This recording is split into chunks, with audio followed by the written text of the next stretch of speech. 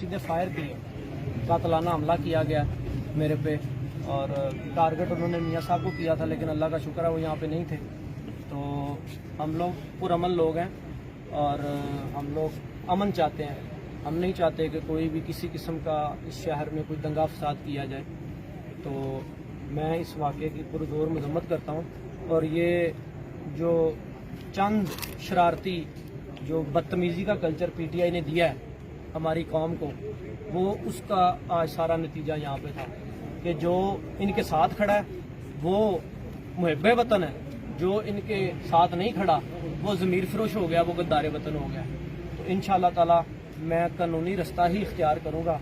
मुझे अभी डीआईजी साहब की कॉल आई है, इंतज़ामिया भी सारी आ चुकी है, तो हम इंशाअल्लाह ताला जो कानूनी रास्ता है उसको अपनाएंगे। अच्छा और मियां साहब ये बताएं कि अभी अच्छा, तक कोई गिरफ्तार आप डिस्ट्रिक्ट की जो सारी पीटीआई है वो जिम्मेदारान है और मैं उन लोगों को जानता हूँ जिन्होंने ये किया। हमारे पास सीसीटीवी फुटेजेस मौजूद हैं, सब लोगों की तस्वीरें सबकी कैमरों में आई हुई हैं। किसी का नाम लेना पसंद करेंगे? नहीं, ये हम कबल